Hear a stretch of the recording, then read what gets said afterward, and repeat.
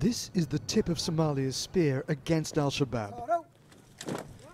The KAMBONI militia snaps to attention on parade in Kismayo.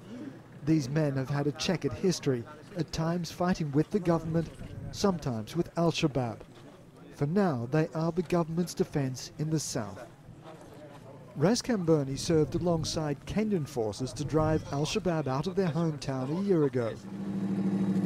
The Kenyan troops have been confined to defending key installations like the airport. They've got the equipment to hold attackers back, but they don't have the local knowledge needed for the much more complex task of managing internal security. And that, says the Defence Minister, is the heart of the problem. This is a wake-up call for international community and the region, the countries in the region really. The only solution, the best solution is to support Somali government so we can take care of our internal security, we can fight al-Shabab.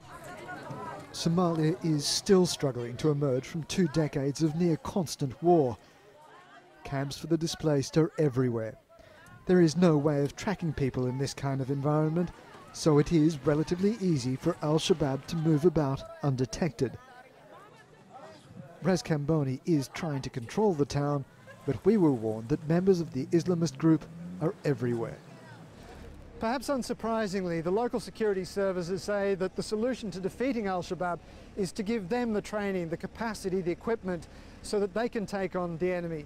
They say that they're the ones that know the language, that understand the culture, that really understand what they're dealing with. But KAMBONI has a reputation for indiscipline.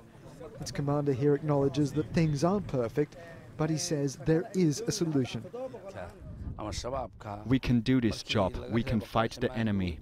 The biggest problem that we have is that we don't get help from the outside. It's important for them to understand that they can't beat al-Shabab if they don't work with us, the Somalis. And so the Somali government's international sponsors face a difficult choice.